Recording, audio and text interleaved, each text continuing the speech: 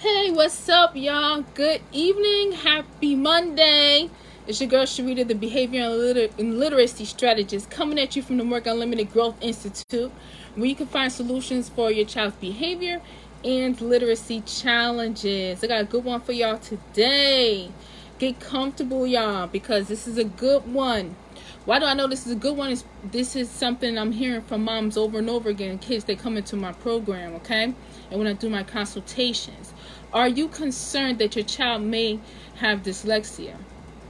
So a lot of moms that I talk to, they say, I think my child might have dyslexia because they write their letters backwards, they write their numbers backwards. As a matter of fact, when I'm assessing, when I do the free consultation, before I work with any of my students, I always ask mom, how are they with writing their letters? Do they write their letters backwards? Do they write their numbers backwards, right? So sometimes they tell me that that's the issue that they're having with their child, but I also, or the child is having, but I also check for that anyway. So if you are concerned that your child have dyslexia, I'm going to give some tips today of what you can do, okay? And some of the things that I do, okay, when I work with children who are writing their letters backwards and having some trouble with reading. Now, a lot of the literacy strategies that I do with my students are designed for children with focus and behavior difficulties or challenges, right? So a lot of the difficulties that may have a child be diagnosed with dyslexia are handled anyway, okay? But what I have here is I'm going to post a link, okay, for yourself. It's by Learning Ally, and it is a dyslexia test online, okay? Now, I'm not saying I'm not giving out this information or directing you to this website so that you can feel like you have to diagnose your child with dyslexia, okay? As you know, here at the Morgan Unlimited Growth Institute, we don't focus on the diagnosis. We focus on what is the actual issue, what is the actual challenge, what are the specific things that are getting in the way of our children being successful in the moment when they're doing their work. So what we're going to do is I'm going to read some of the questions they have in this test. And then what I want you to be thinking about is, okay, what's the plan for that? Okay? So I'm not going to read all of them because there's like 5 pages of them. So I'm going to read a couple. We're going to talk about them, okay? So the first one, it says, does your child have difficulty sounding out words phonetically, particularly new words, like the word giraffe? So when they come across a word that they don't know, if your child has difficulty sounding out new words, right? What would be your plan to help them be able to tackle those new words? So that's how I read the question. I read the question, does your child have difficulty with this? Okay, so this is one of the things they need to do. And then how would we be able to do it? Okay, so with that particular word that your child comes across, you take that word and help your child conquer that word. One word at a time. But while you're doing that, you're going to be looking for specifically what your child is having difficulty with. Okay, so that's how this is going to go. So before we do that, the dyslexia test, I wrote down some things that I actually would do at first. Number 1, listen to how your child reads without intervening and take notes. Listen to how your child reads without intervening and take notes. Okay.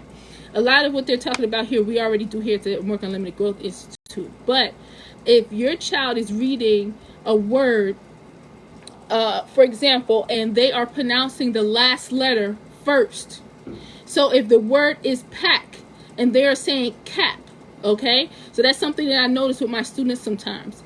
And I help them pay attention to, put their finger on, locate the first letter and concentrate on that first letter. When a child's having some difficulty in a word, we find out the specific spot that they're struggling in. And we treat it like it's its own word. We love on that part. Okay?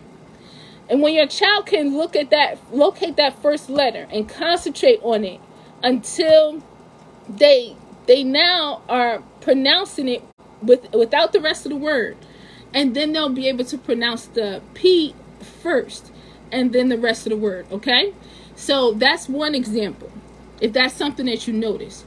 Another issue, a big issue that moms come to me with, like I said, them writing their letters backwards.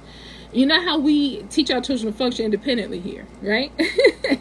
So if a child wrote something for me, they wrote a sentence, they spelled some words for me, they wrote a paragraph or an essay, then I don't go through and say this letter is backwards, this letter is backwards, this letter is backwards, this letter is backwards. I tell them, there's a letter in your word that's backwards, find it. Then they find the letter. And now they can correct it. Okay?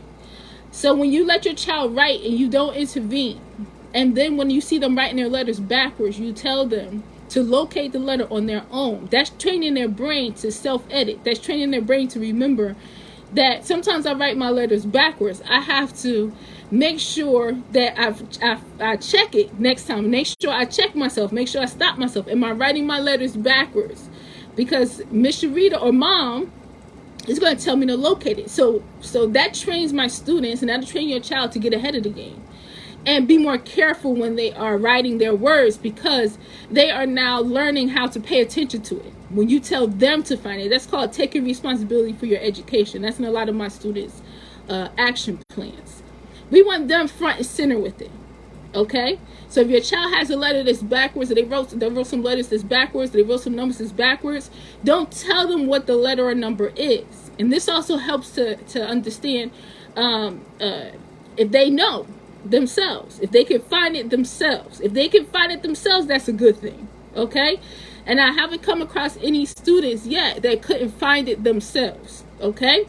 And if they have difficulty, after you say this, there's a letter in this word that is backwards, find it.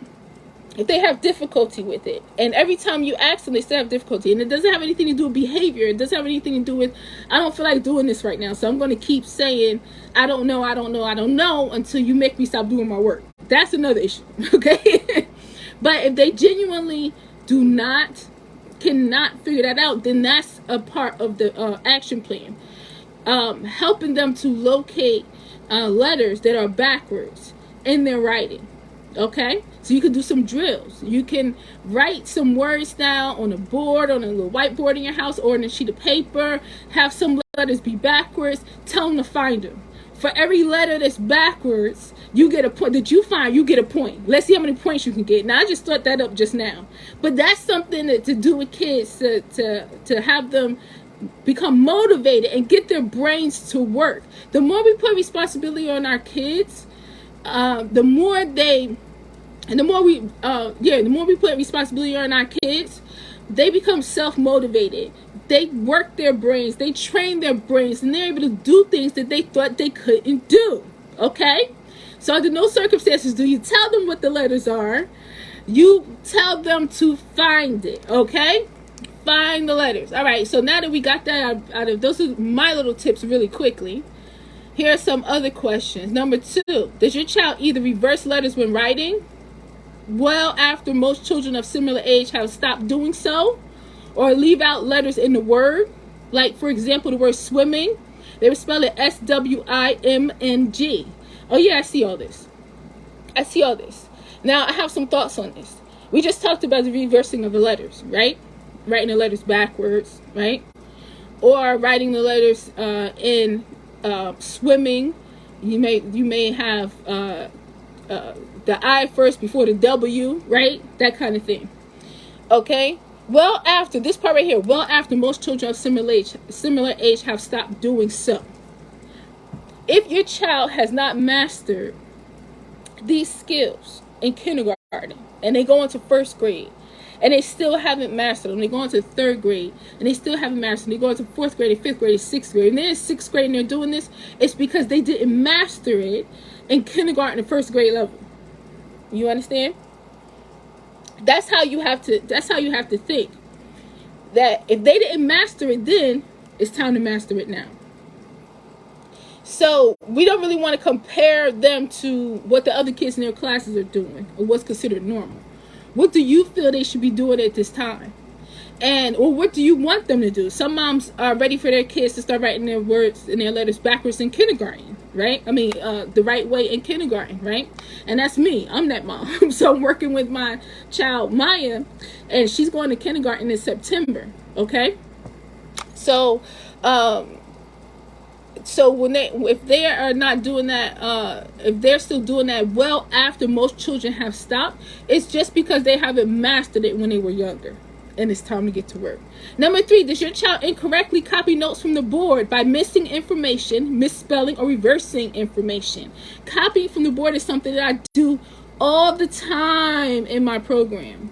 I'm virtual, so there's a whiteboard on my screen, and I have my students copy down constantly. If we figure out a word together, and when I mean we figure out a word, I'm doing the coaching, but they gotta come up with all the answers. All I'm doing is saying, what is this, what is this, what is this? I'm not telling them anything. So they work hard to get the word. They actually are spelling the words, right? So after we write the word down, all right, write it down on your paper. This is the correct spelling. Write it down on your paper. After they spelled it at first, and I saw how they could spell it themselves, and what their issues were. Okay, now this is the correct spelling. Write it down. Or this is a new word, the sight words that you got stuck on. I coached them. They learned the word. They practiced it. Now give me a sentence with that word. Okay. Or write a paragraph. You got 8 minutes, right? And during this time, I'm not helping them. They cannot talk to me. I'm not talking to them because I'm looking to see how well they focus on their work. And how much, when they have to do it without any help at all, what comes out of here? What comes out of here? So I don't help them, okay? When that happens, then you see really what the child can do, okay? So with that, I see my students being able to copy from the board better and better and better each time. And I tell them, you copy it exactly the way you see it. So if your child is having that difficulty, get them into the habit, or put it in your child's independent study time. Or if you're working with your child and coaching them and you tell them to write something down, leave the room, and when I come back, this is what I want to see, right? Do it often. A lot of this stuff with reading, the kids are having such difficulty with reading or writing or doing math, is because they're not doing it often enough, okay? In schools, there's so many things that kids don't do anymore. And how do I know this? The students always tell me, we don't read aloud in class, Miss Sharita. They always read aloud in my program. And some parents feel like it's cruel to make kids read aloud.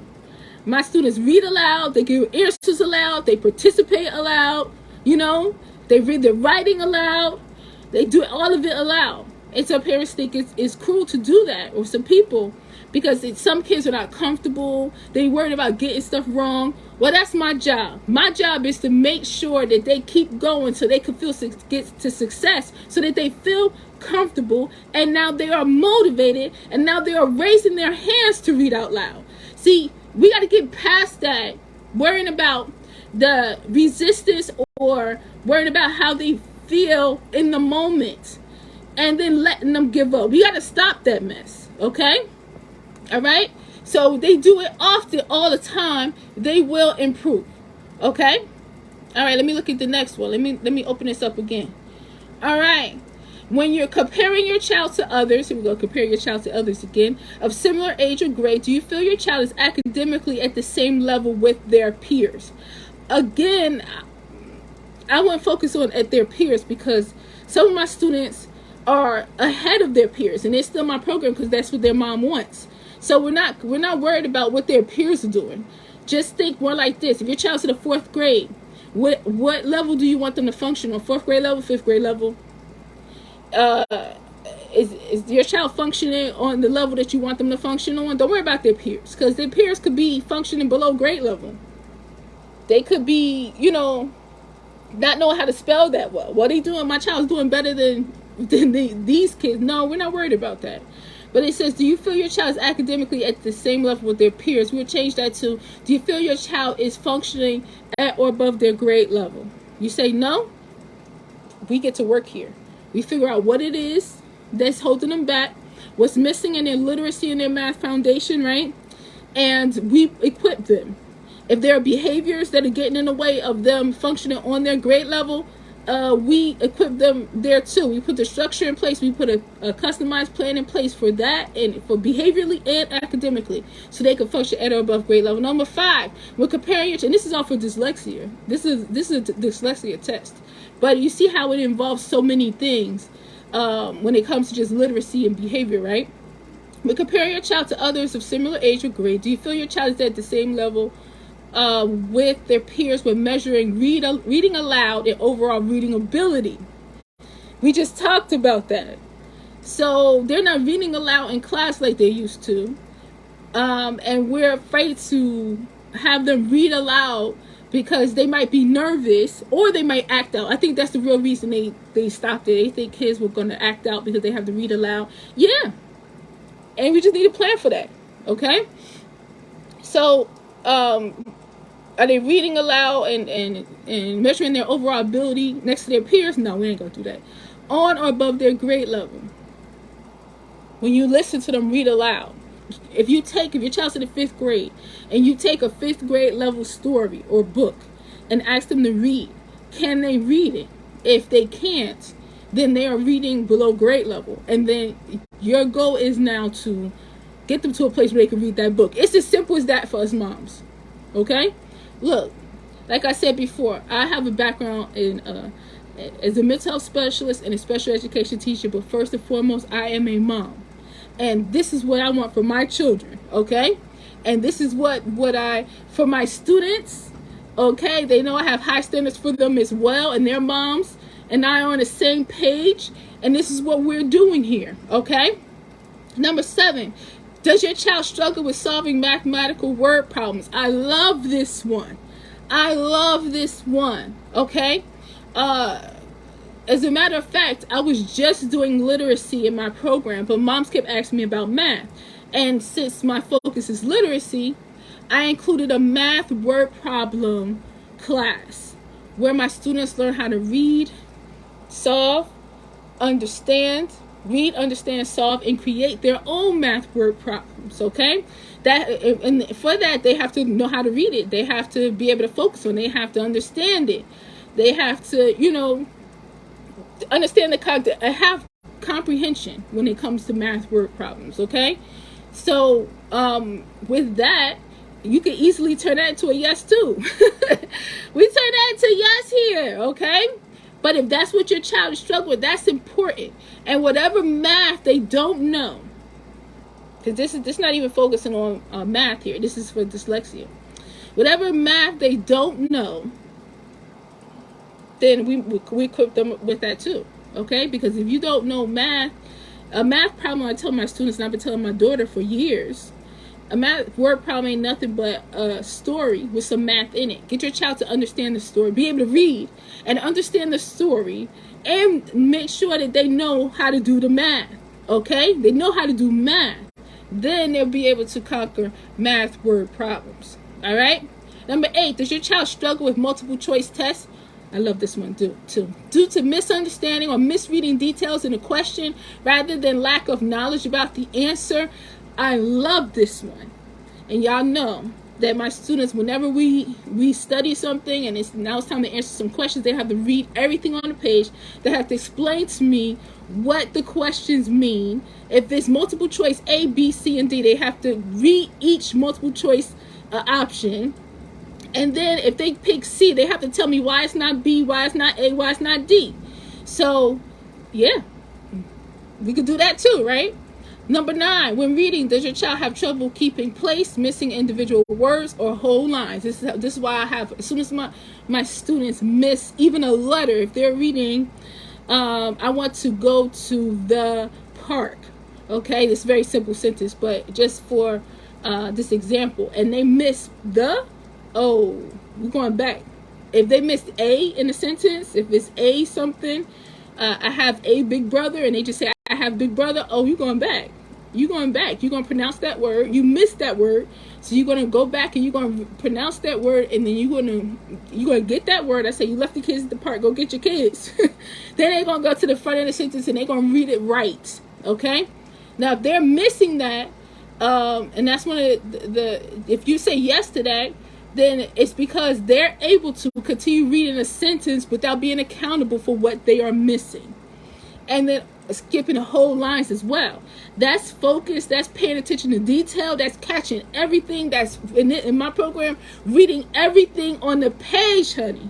You're reading the word name when you're dealing with me.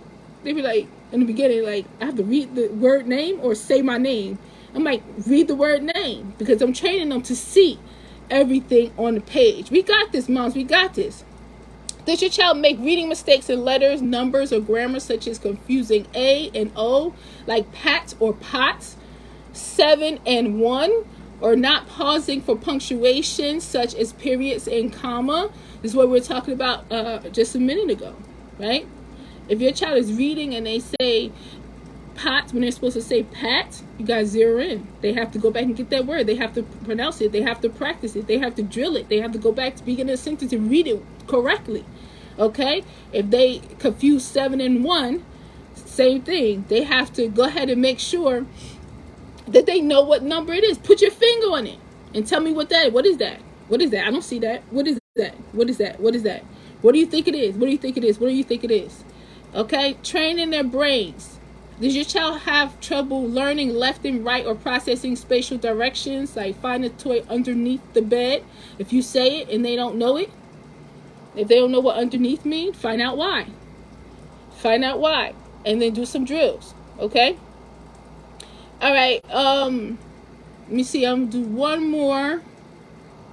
Does your child have difficulty with fine or gross motor skills, like handwriting, holding a pencil, catching or throwing a ball? Team sports.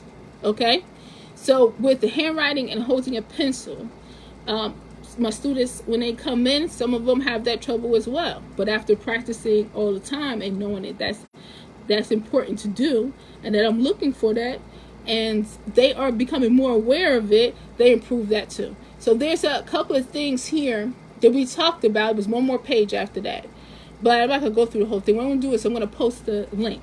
And here we focus, so like we work to improve things at home as much as we can, right? I'm saying as much as we can because I want to make sure that y'all understand that I'm doing this. Like I said, I was a mental health specialist, a special education teacher, right? But first and foremost, I'm a mom, and some of the stuff that the kids used to have to do in school that they don't have to do, or they don't have to do as much because they get too much help, or because they do everything online, right? If you want your child to improve, they have to sit down and practice these things, all right? And the more they sit down and practice it, the more you put structure around them to practice these things and to catch their own mistakes and raise their awareness and have them become self-motivated in their learning and take responsibility and accountability with their learning, then they will improve in these areas. And when I say, if you're worried about your child having dyslexia, if you want to get them tested for dyslexia, by all means. But what I'm saying is, a lot of times we self-diagnose and then we worry about it. And we don't need to do that.